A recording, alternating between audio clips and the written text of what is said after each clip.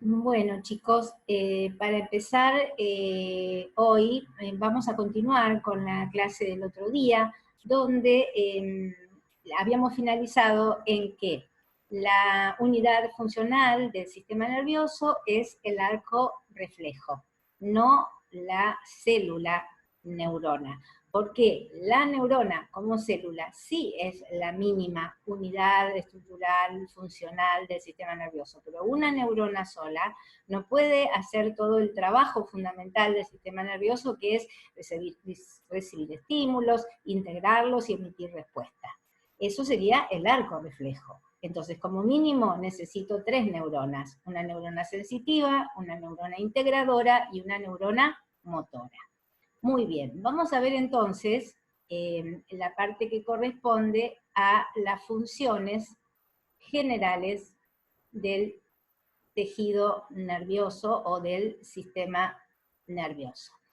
Las funciones generales se dividen en 3. Estas 3 funciones son muy amplias, muy grandes, e incluyen también funciones más específicas. Pero bueno, como resumen, podemos decir que la primera función, ¿cuál es? Transformar en impulsos nerviosos los estímulos del medio ambiente. Todo aquello que nos rodea, que es un estímulo, ya sea un audio, ya sea una sensación de frío, una sensación de calor, una conversación, música, etcétera, etcétera, va a entrar a nuestros sentidos y nosotros, dentro de esos sentidos, el organismo, específicamente el sistema nervioso, los va a transformar en impulsos. Y esos impulsos nerviosos, ¿qué van a hacer? Van a ser potenciales eléctricos, ¿entendido? Y esos potenciales eléctricos son los que van a viajar a través de las células para llegar a la integración y luego obtener una respuesta. La segunda función es coordinar el funcionamiento de los diferentes órganos en beneficio del conjunto. Esto que habíamos dicho de integrar, coordinar todos los sistemas y todos los aparatos, esa es la principal función y gracias a la cual todos estamos en condiciones sanas, vitales, ¿no es cierto?, en equilibrio, el medio interno funciona bien, etcétera, etcétera. Y por último, agregaríamos lo que se llama servir de sustrato estructural para la experiencia consciente del individuo. ¿Por qué, chicos? ¿Se acuerdan que habíamos hablado de una parte de conductas? Todas las experiencias que vamos almacenando en nuestro sistema nervioso generan diferentes tipos de emociones, y esas emociones, donde interviene el sistema límbico, a su vez son transformadas en conductas, y las conductas nos van a permitir caminar en la vida, tener una personalidad, pero también es cierto que estas conductas se pueden modificar. Entonces, esto es como la parte más elevada del sistema nervioso, donde entiende la cognición, lo que tiene que ver con todo aquello que pensamos, con todo aquello que discriminamos para tomar una conducta determinada en nuestra vida. O sea, esto sería lo más elevado del sistema nervioso y que tiene que ver con el ser humano. ¿Entendido? Bien. Ahora vamos a explicar cómo esos estímulos se transforman, ¿no es cierto?, en potenciales de acción. Y esos potenciales de acción, que son potenciales eléctricos, son los que van a ir recorriendo todas las vías nerviosas. Cuando una célula está en reposo, tiene el equilibrio hidroelectrolítico intracelular a predominio negativo y el equilibrio extracelular a predominio positivo. ¿Por qué digo el equilibrio? Porque ese equilibrio no es 50 y 50. No quiere decir que yo adentro de la célula tengo 50 cargas negativas y afuera tengo 50 positivas. Es un equilibrio que solamente cada célula, dentro de cada tejido, dentro de cada sistema, dentro de cada aparato, mantiene un estado de reposo para activarse cuando le llegue una señal para producir una acción metabólica, para producir una hormona, para producir en realidad una respuesta. Bien, ¿qué es el potencial de acción? El potencial de acción fue representada con esta curva que ustedes tienen acá abajo. ¿Y cómo se obtuvo? Se obtuvo porque se empezó a medir justamente con un electrodo qué cargas predominaban dentro de la célula y qué cargas predominaban fuera de la célula. Entonces, imagínense que esto es la estructura de una célula, que puede ser un axón, porque el axón es parte de una célula, y miren que adentro tiene a predominio cargas negativas, y que afuera tiene cargas positivas. Esta relación negativas adentro, positivas afuera, es la que a mí me dice que esta célula está en reposo. Pero hay un valor. Algunas células tienen adentro menos 70 milivoltios, otra, como esta, tiene menos 90, pero siempre nos manejamos entre menos 70 y menos 90, que se mide poniendo el electrodo, y el electrodo marca que adentro tengo menos 90 o menos 70, eso sería el potencial de reposo. Ahora bien, la célula está en reposo. ¿Cómo lo sé? Porque acá tengo en uno de los ejes milivoltios que van de negativos a más 35 positivos, pasando por el 0, y abajo tengo milésimas de segundos, que es el tiempo en que ese potencial va pasando de célula en célula. ¿Cómo se inicia el potencial de acción? Se inicia con un proceso que se llama despolarización. ¿Qué es lo que pasa en la despolarización? Lo que ustedes ven acá. Acá se produjo entrada de cargas positivas al interior celular. Esta entrada de cargas positivas al interior del citoplasma celular hace que en lugar de menos 90 yo tenga menos 80 o menos 70, y que llegue inclusive a 0, y que llegue inclusive a más 35, cuando todo adentro va a ser positivo y afuera va a predominar lo negativo. Entonces, ¿qué ion va a ser el que va a generar esta entrada de iones positivos y va a iniciar el proceso de despolarización? El ion sodio. El sodio es el ion que más fácilmente puede entrar a la célula cuando se necesita iniciar un potencial de acción. Es el que entra a mayor cantidad, a mayor velocidad y rápidamente. Por eso, en la espiga del potencial de acción, ustedes ven que desde menos 90 bruscamente empieza a ascender la curva marcada por la entrada abrupta de los iones sodio. Pero hay un límite. La biología es perfecta y controla. ¿Ese límite cuál es? Más 35. O sea, yo dejo entrar sodio hasta llegar a los más 35. Cuando llego a los más 35, que estarían acá adentro, se produce el cierre de los canales de sodio, el cierre de las puertas de voltaje, de todos aquellos elementos de transporte que ayuden a que entre el sodio y aún que otro ion positivo. ¿Entendido? Bien, una vez que llegamos al más 35, que sería el pico o el exceso de la curva, ¿no es cierto?, del potencial de acción, ¿qué es lo que pasa? Yo ahora tengo muchas cargas positivas adentro, ¿y qué tengo que hacer? Sacarlas. ¿Para qué? Para volver a llegar a esto, que es el reposo. ¿Qué ion yo tengo adentro que puedo sacarlo para que vuelva el potencial de acción a estar en un potencial de reposo? El ion potasio.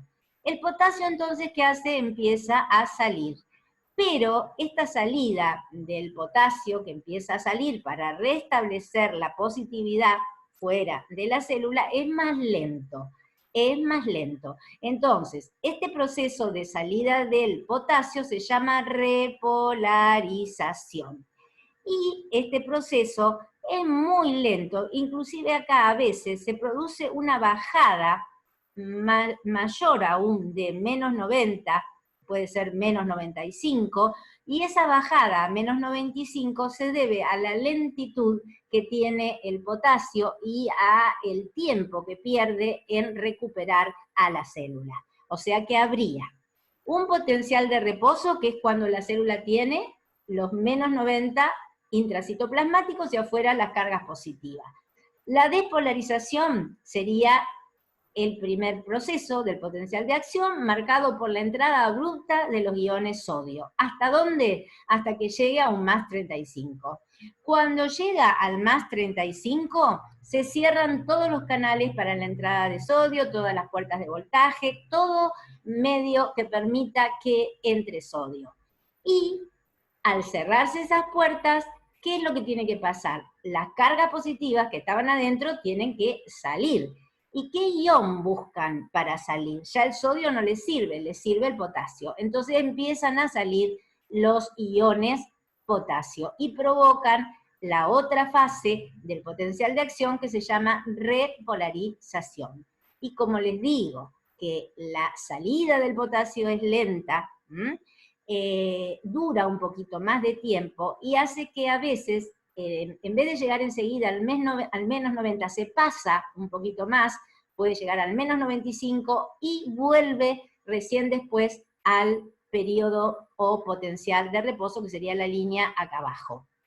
Ese fragmentito que está entre los menos 90 y los menos 95 se llama postpotencial negativo, ¿sí? Y se da por esta lentitud que tiene el potasio de salir y de restablecer el potencial de reposo. Esa es la curva que ustedes tienen que saber con detalle. Es importante que la sepan dibujar, que la sepan interpretar. Y fíjense que dura milésimas de segundo, o sea, es un potencial que viaja rapidísimo por los nervios en milésimas de segundo. Bien, sigamos. Acá, en este cuadrito, lo que tienen es, más que nada yo les quise mostrar acá, no la parte de arriba, sino acá está el postpotencial, pero es postpotencial positivo, así que este no se lo mezclen, no es este el que yo les dije hoy. Es esto lo que yo quiero que sepan. Acá en esta curva se ve cómo rápidamente los niveles de sodio pasan y cómo los de potasio para salir son mucho más lentos. Esta es una curva de representación de la conductancia del sodio y del potasio, por la cual ustedes deducen que ¿quién se va a conducir más rápido? El sodio que el potasio. Bien.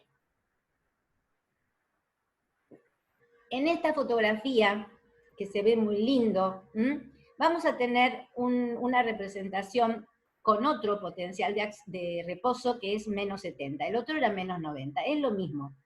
Pueden iniciar hablando del tema con un potencial de reposo de menos 70 o con un potencial de menos 90.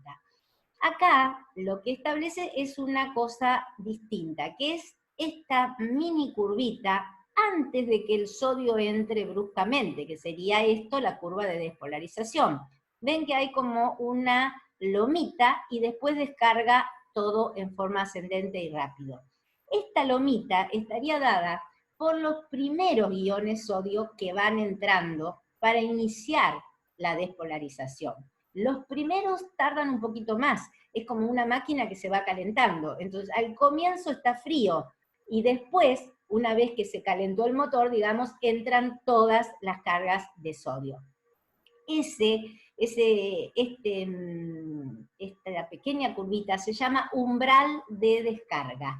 Umbral de descarga. O sea, que desde el potencial de reposo hasta que se descargue bruscamente el sodio, hay una pequeña curva que se llama umbral de descarga. ¿Entendido? Acá tienen el pico, acá tienen el postpotencial, que habíamos dicho que a veces este potencial se baja más abajo del potencial de reposo, pero después vuelve al potencial de membrana en reposo, PMR. Y una cosa más que quería decirles es que acá arriba, después léanlo con tranquilidad, tienen todos los canales que ayudan para que entre el sodio, para que salga el potasio, que algunos son dependientes de voltaje y otros no. Lo importante es que esto es la representación de un potencial de acción. Pueden dibujar ese o pueden dibujar este. Pero si dibujan este, tienen que aclarar las dos cosas que en el otro dibujo no están, que sería el umbral de descarga y el postpotencial antes de que entre al potencial de membrana en reposo. Bien, chicos. Este cuadrito seguramente lo tomamos si entramos en el sistema nervioso, es fundamental. Ahora bien, los nervios del sistema nervioso pueden tener mielina o no tener mielina, que en realidad no es que no tengan mielina, sino que la mielina no llega a cubrir todo el axón.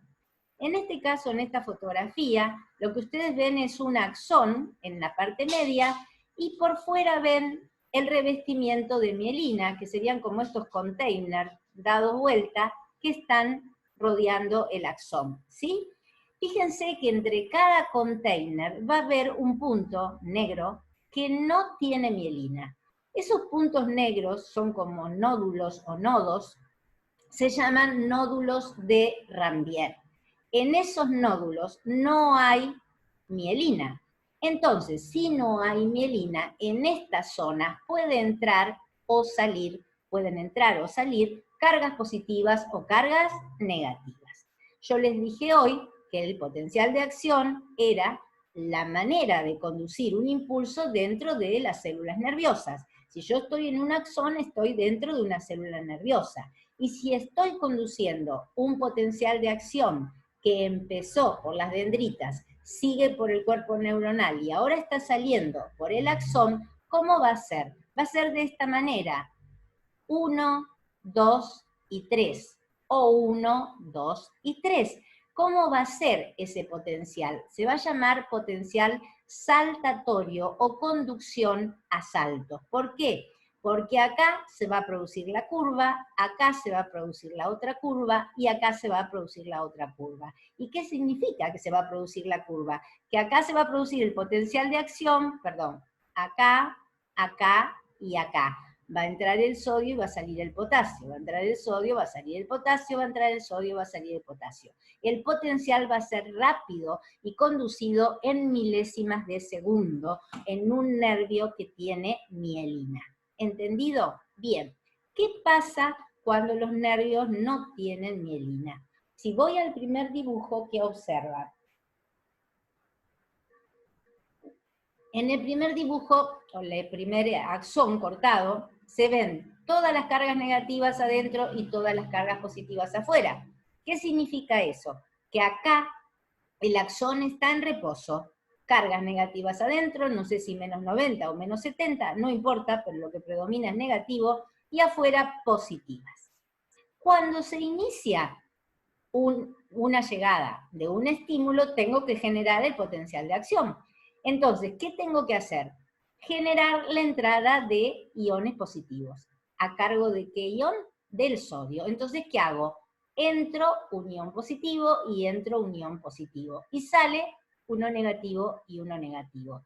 Voy al de al lado. 1 y 1, y 1 y 1. Y así sucesivamente, de a uno en uno, se va conduciendo el potencial de acción, haciendo entrar el sodio para despolarizar, ¿qué cosa? El axón, en este caso, de la célula nerviosa. Y terminamos acá, donde, ¿qué pasó? Fíjense, acá fueron, ¿qué cosa? Entrando todas las cargas positivas, ¿no es cierto?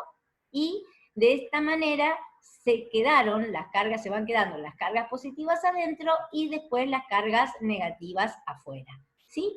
Cuando las cargas negativas están afuera y las positivas adentro, ¿qué significa? Significa que la tengo con el ion, con la célula se despolarizó y vuelve a repolarizarse. ¿Entendido?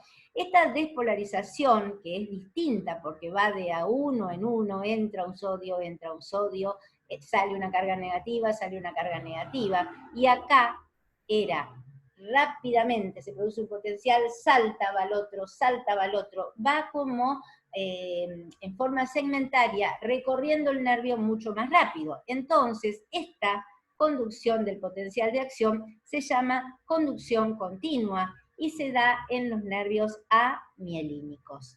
No quiere decir, recuerden, que no tengan mielina, sino que la mielina no tapa totalmente el axón. Bien, entonces ya sabemos que las neuronas tienen un alto poder de conducción y que esa conducción depende de un potencial de acción.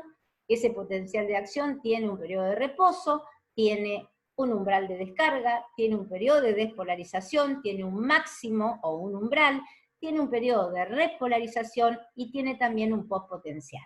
Eso sería lo que en milésimas de segundo permite que el sistema nervioso se vaya conectando y vaya transmitiendo un impulso. Entonces, vamos a la célula, que es la que participa en este proceso. ¿Cuál célula es? es la neurona, que es la más importante de las células en el tejido nervioso. Por eso es que se la llama unidad anatómica estructural, no unidad funcional, como el arco reflejo. ¿Entendido? Bien. ¿Qué propiedades tiene la neurona? La neurona tiene dos propiedades fundamentales, excitabilidad y conductibilidad. ¿Dónde se excita? Con un estímulo que es conducido, ¿no es cierto? Se transforma y eso hace que llegue luego una respuesta. ¿Qué características tenía? Habíamos visto, ¿se acuerdan? En la fotografía, bueno, vamos a poner esta, después explico bien. Esta sería una neurona típica, donde tenemos un cuerpo que también se llama pericarium, también se llama soma, las dendritas, que serían la cabellera de la neurona, el cono axónico y el axón con todos los botones sinápticos o botones axónicos, ¿sí? Recuerden que la neurona tenía organelas muy importantes porque producía neurotransmisores. ¿Cuáles son esas organelas? Eran el retículo endoplasmático rugoso, el Golgi y las mitocondrias. ¿Cómo se llamaba el retículo endoplasmático rugoso en las neuronas, que era tan importante para la síntesis de proteínas? Se llamaba corpúsculos de Nissl. ¿Se acuerdan? Bien. Entonces, esa sería la estructura de una neurona, que es similar, no es igual a todas estas que después vamos a ver cómo serían esas. Ahora bien, me olvidé decirles que los neurofilamentos eran importantes para darle la forma estrellada al cuerpo neuronal. Muy bien. ¿Cómo se clasifican las neuronas? Se pueden clasificar según la morfología y según la función. Si yo pienso en el arco reflejo, que les dije que necesitaba recibir un estímulo, transformarlo o integrarlo y emitir una respuesta, estoy hablando de tres tipos de neuronas, que serían estas que están acá. La neurona sensitiva, la neurona integradora o interneurona, que es lo mismo, y la neurona motora. La sensitiva percibe el estímulo, recibe el estímulo. La interneurona o integradora justamente lo integra al sistema nervioso central, ya sea la médula o el encéfalo. Y la motora, ¿qué hace? Emite una respuesta. Entonces acá tengo la representación del arco reflejo. Esa sería la clasificación funcional. Y si voy a la clasificación según la morfología, tengo multipolares, bipolares, pseudomonopolares, piramidales y de Purkinje, y también granulares, que son las que vemos acá. Esta que tienen acá es la típica neurona motora. Esta es la que dibujamos normalmente cuando queremos explicar neurona. Estas dos son neuronas sensitivas y son la pseudomonopolar, donde el cuerpo neuronal parece que queda desplazado hacia un lado y parece que hubiera un solo axón que comunica el botón sináptico con las dendritas, ¿sí? Y esta es la bipolar, que pareciera que tuviera dos axones, pero en realidad tiene las dendritas separadas por una prolongación al cuerpo neuronal, y después del cuerpo neuronal viene el botón axónico. Estas dos neuronas son las neuronas sensitivas. Sobre todo esta es la típica del bulbo olfatorio. Normalmente nosotros decimos que las neuronas no se reproducen, pero se ha visto que este tipo de neurona sensitiva que les acabo de mostrar, que es la que se encuentra formando parte de la mucosa olfatoria, del nervio olfatorio, se ha visto que en muchos casos se puede reproducir. Por eso el tema de reproducción de neuronas es un tema que está y estará en estudio hasta que se pueda acceder a un estudio científico confiable y poder ver qué es lo que pasa con las neuronas, si algunas en algún momento pueden reproducirse o no. Muy bien, entonces siguiendo con este cuadro de formas, tenemos entonces multipolar, pseudomonopolar, bipolar, y acá tenemos estas dos, que es la piramidal y la granular. Estas dos se pueden confundir, tranquilamente puedo estar viendo esta o esta y no darme cuenta. Lo importante es que la piramidal y la granular, junto con esta, que es grande, que tiene una gran cabellera, como digo yo, miren, comparen esta con esta, Esta tiene una gran cabellera, tiene un cuerpo neuronal bastante importante en cuanto a tamaño. Esta se llama neurona de Purkinje. Y lo que tiene esta neurona, chicos, que solamente está ubicada en el cerebelo. Por eso, cuando a veces hacemos diagnóstico o queremos hacer un examen y preguntarle al alumno, bueno, dígame, ¿es cerebro o es cerebelo? El alumno, ¿qué va a buscar o qué tiene que saber buscar? Encontrar esta neurona. Si encuentra esta neurona, seguramente está en cerebelo, no en cerebro. ¿Entendido? Bien, entonces estas tres últimas, piramidal, granular y de Purkinje, son neuronas integradoras. Y si ustedes asocian lo que hablamos del arco reflejo, estas serían sensitivas, estas tres serían integradoras, y esta sería la motora. Y tengo un arco reflejo. Entonces estoy usando 3 neuronas como mínimo. Muy bien. Ahora bien, habíamos dicho que este potencial de acción, ¿no es cierto?, que venía con el estímulo, que se conducía por la neurona, tiene que pasar o a otra neurona o a otro tipo celular. ¿Cómo se hace para que pase el potencial de acción de una neurona a otra o de una neurona a, por ejemplo, una célula muscular? Se hace a través de un medio o de un mecanismo que se llama sinapsis. Sinapsis significa unión. Entonces, ¿qué sería la sinapsis? Por ejemplo, la unión del botón axónico de una neurona con la dendrita de la neurona que está al lado. O en el caso de la placa motora, que ustedes ya la vieron, sería el botón axónico de una neurona con la célula muscular. Y recuerden que hay otra sinapsis, esta sería una, esta sería dos, la tercera sería de neurona a glándulas, o sea, sería otra unión, otra sinapsis, que también es importante porque la glándula necesita el estímulo nervioso para producir una hormona o una secreción, en caso que sea exócrina, determinada. ¿Entendido? Entonces, sinapsis es el medio de unión entre dos neuronas, entre una neurona y una célula muscular, o entre una neurona y una glándula. Vamos a ver ahora las sinapsis, cómo pueden ser. Aparte de depender de con qué célula se tiene que unir la neurona, otra clasificación es qué medio utilizan para comunicarse. Esta información es de Wikipedia. El medio que utilizan para comunicarse puede ser químico o eléctrico. Entonces, esto me permite decir que va a haber sinapsis químicas y sinapsis eléctricas. En este caso tengo una membrana citoplasmática de una neurona y otra membrana citoplasmática de la otra célula vecina. Y fíjense que encuentro acá una estructura que se llaman medios de comunicación, que se conocen con el nombre de uniones de hendidura o GAP, G-A-P. Estas uniones de hendidura son como unos tornillos que permiten comunicar el citoplasma de esta célula con el citoplasma de la célula vecina. Si yo quiero transmitir un estímulo, quiero excitar esta célula que tengo acá al lado, ¿qué es lo que tengo que mandar? Cargas positivas a través de este medio, que sería este canal, que comunica los dos citoplasmas, y ponérselo a la otra célula. ¿Para qué? Para iniciar la despolarización. Entonces, ¿yo qué hago? Excito la célula de al lado. La hago salir del estado de reposo con todas cargas negativas porque le empiezo a pasar, ¿qué cosa? Cargas positivas. ¿Entendido? Si yo quisiera inhibirla, le tengo que mandar cargas negativas.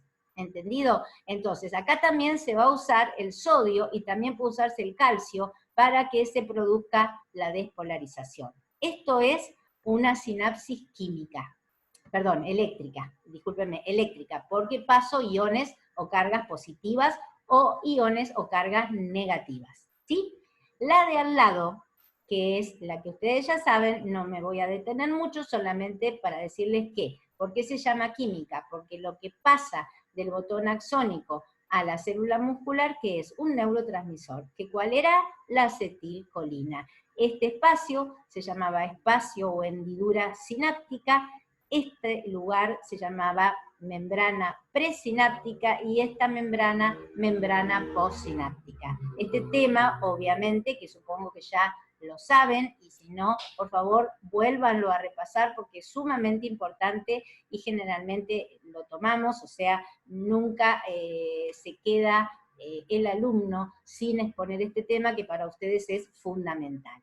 Bien, acá les muestro una fotografía de un libro muy viejo, donde, ¿por qué se las muestro? Porque esto hace años que sigue siendo igual, no hay nada que cambia, es la neurona, el cuerpo neuronal, el núcleo, los corpúsculos de Nissl, que muchos no se ven pero que están acá, las dendritas, que son las que reciben el estímulo, el cuerpo donde se procesa el estímulo y se genera el neurotransmisor, y el axón. Y miren, el axón acá tiene mielina, entonces el potencial de acción que vino de acá, pasó acá, empieza a hacer esto, va saltando, salta, salta, porque acá que hay nódulos de Ranvier, hasta llegar a dónde, al botón axónico y transmitir su comunicación con otra neurona que puede estar al lado, una fibra muscular o una glándula. Acá tienen otra fotografía donde repite, esto es para que vean que los dibujos son más o menos en todos los libros, la multipolar o motora, la bipolar y la unipolar o pseudomonopolar, a veces los nombres cambian, fíjense en el otro dibujo que dice pseudomonopolar, y estas dos son las sensitivas. Estas son las que se pueden, acuérdense, reproducir, mientras que estas todavía no se sabe nada. Bien, y vamos a seguir, ya terminamos con neurona, ya sabemos que la neurona es la mínima unidad estructural, ¿no es cierto?, anatómica del tejido nervioso, y el arco reflejo es la unidad funcional, y que en su funcionamiento justamente pone en relación tres tipos de neuronas, sensitiva, integradora y motora. Pero la neurona no está sola en el tejido nervioso, hay muchas células que forman parte de ese parénquima, ¿no es cierto?, que funciona, tanto que no sabemos, de hecho se dice que hay, no sé, hasta 3/4 partes del cerebro que no se sabe bien qué pasa en él, por eso que cada día se avanza más y con el tema de las neurociencias más aún. Pero bueno, vamos a nombrar y vamos a decir un poquito la función de las otras células que forman parte de este tejido nervioso y que acompañan a la neurona. Nosotros vimos al comienzo que si hacíamos un corte de tejido nervioso, ya sea del encéfalo o de la médula, veíamos que había una sustancia gris y una sustancia blanca. ¿Recuerdan? La sustancia gris dijimos que estaba formada por los cuerpos neuronales. ¿Y la blanca por quién? Por los axones cubiertos de mielina. Ahora bien, ¿quién forma la mielina en el sistema nervioso?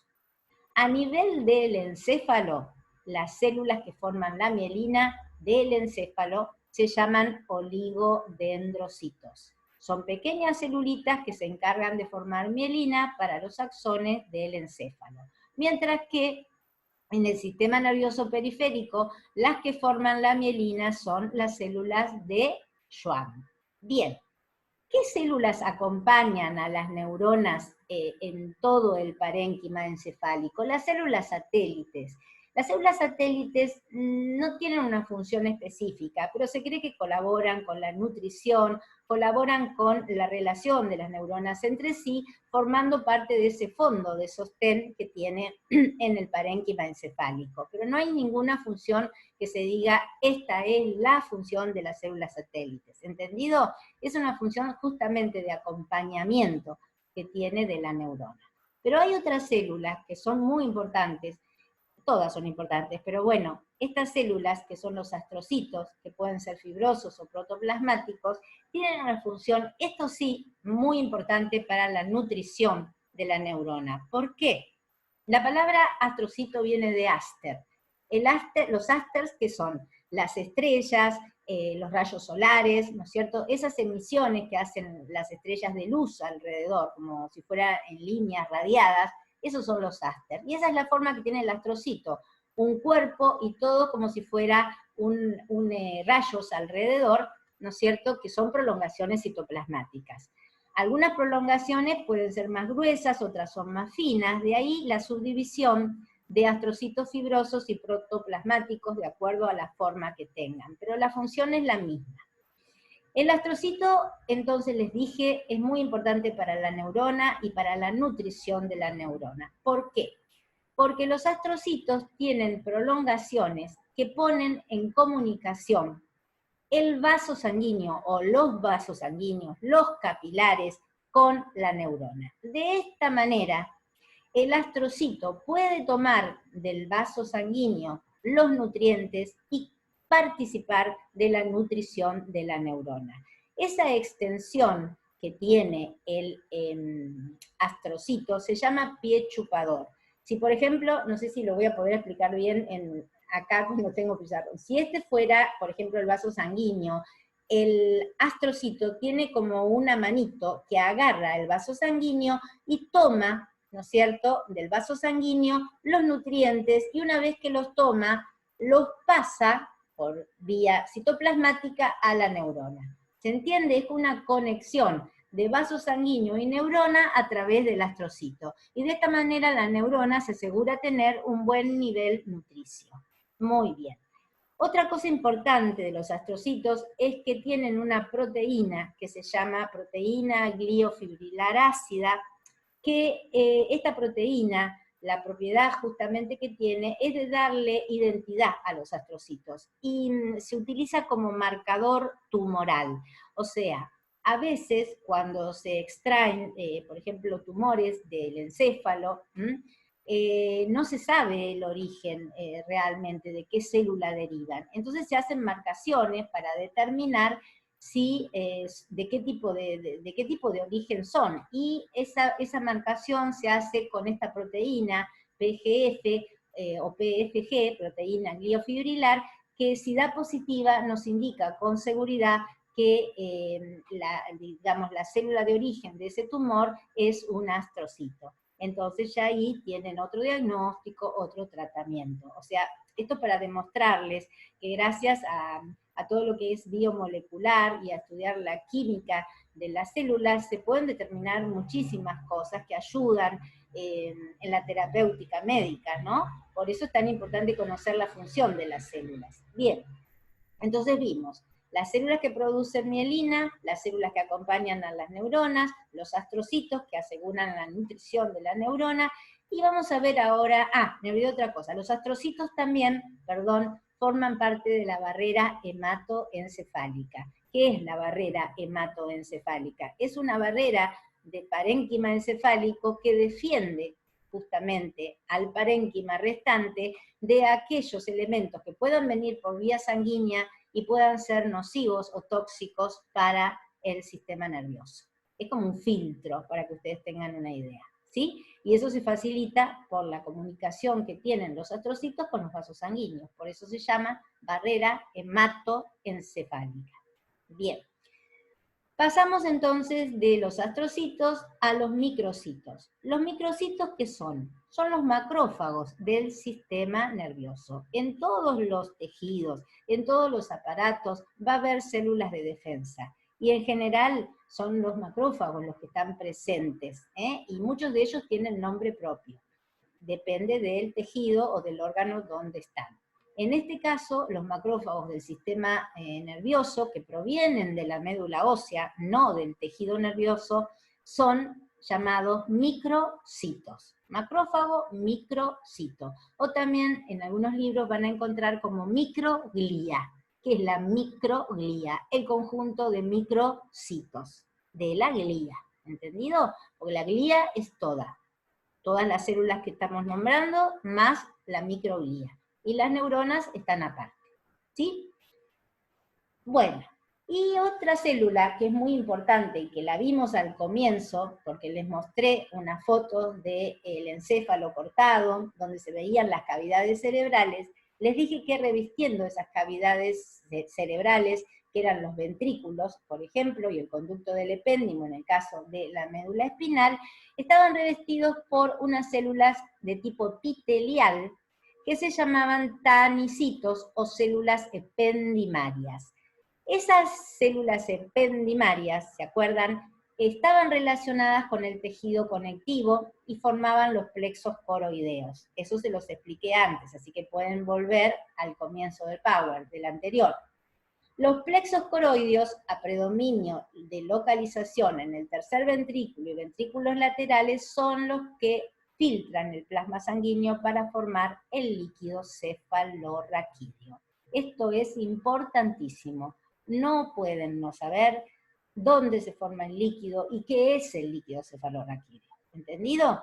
El líquido cefalorraquídeo se forma continuamente, lo estamos formando continuamente. Básicamente que va a tener agua, pero a su vez tiene algunas características especiales que son, por ejemplo, proteínas, no muchas, pero tiene proteínas, tiene glucosa, por eso si ustedes lo tocan es pegajoso, puede tener, tiene iones sodio y iones cloro que se unen entre sí, y a su vez también tienen linfocitos. Por eso, el líquido cefalorraquídeo puede servir de diagnóstico cuando hay, por ejemplo, una meningitis, cuando hay una leucemia, cuando hay un linfoma, o puede ser también alguna metástasis que ha tomado el sistema nervioso central. Es un líquido muy valioso, ¿eh? De hecho, se estudia muchísimo el líquido cefalorraquídeo, se hace centrifugado para obtener células y ver qué porcentaje de células normales hay y cuáles son las células anormales. ¿Entendido? Bien. Estas entonces son las células de la glía. Y ahora les voy a mostrar algunas fotos de figuras, esto no es son imágenes hechas, no es una foto de una micrografía. Fíjense, esta que está acá sería el oligodendrocito. ¿Qué hacía el oligodendrocito? Producía mielina, ¿para dónde? Para los axones del encéfalo.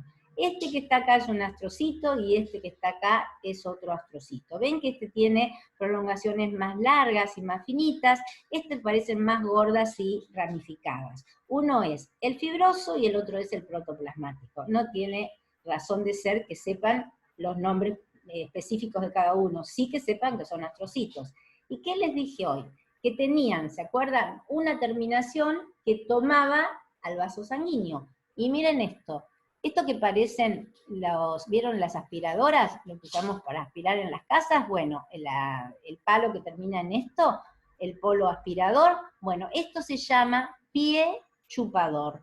Y aunque no queda muy lindo decirlo, así se llaman, pies chupadores. Estos pies son los que se van a unir ¿a quién? Al vaso sanguíneo para tomar los nutrientes y pasárselos a la neurona. Acá también pasa lo mismo y miren la cantidad que tienen, o sea que aseguran la buena nutrición de la neurona.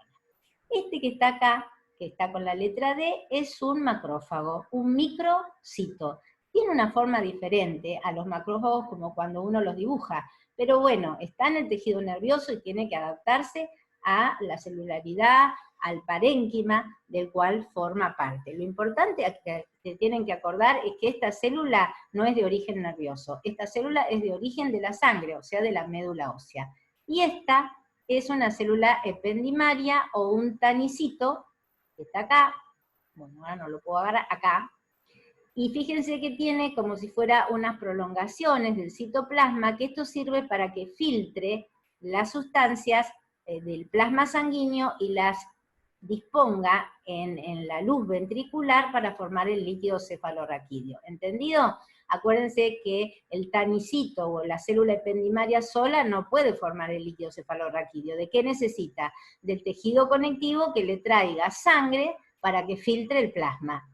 Bien, entonces, otra vez, esto sería el oligodendrocito, estos serían los astrocitos, este sería el microcito y esta sería la célula ependimaria. Nos faltaría la célula de Schwann, que es una célula grande y que envuelve al axón como si fueran las catáfilas de una cebolla. Después más adelante creo que tengo una foto para que ustedes puedan verla. Acá sí son fotos de microscopía donde ustedes van a ver en diferentes colores, según la técnica, algunas de las células que vimos. Fíjense, acá tienen astrocitos. Este es un vaso sanguíneo, ¿lo ven? Miren cómo el astrocito, miren acá, no sé si siguen la flecha, acá se ve la prolongación del astrocito y el pie chupador. ¿Lo ven? Todos estos son vasos sanguíneos, y estos son los astrocitos. Entonces, el astrocito se va a comunicar con este vaso sanguíneo para darle, ¿qué cosa? La nutrición necesaria ¿a quién? A las neuronas. Este es otro astrocito, miren. Acá tienen astrocito, acá tienen la prolongación y acá tienen el vaso sanguíneo. ¿Ven cómo se relaciona? No es que yo lo invente, lo que digo, es así tal cual. Bien. Después tenemos otro más, que sería este de acá abajo, el C, espérenme porque no me acuerdo cuál es. Este sería un oligodendrocito. Lo tengo que fijar abajo porque la verdad no me acuerdo bien de las imágenes. Este es un oligodendrocito, que es una de las células que ¿qué hacía? Producía mielina para el sistema nervioso central. Y por último, los D, que serían los de acá abajo, son los microcitos, o sea, los macrófagos del sistema nervioso, del tejido nervioso. Entonces, astrocitos con el pie chupador, después tenemos los oligodendrocitos y después tenemos por último los microcitos. Después lean con detenimiento abajo las indicaciones y de paso repasan. Esto es simplemente a nivel ilustrativo, pero es para que ustedes vean que las células existen y se pueden detectar mediante coloraciones. Bueno, ahora voy a cortar un ratito y después vamos a seguir con la parte de histofisiología correspondiente. Gracias, chicos.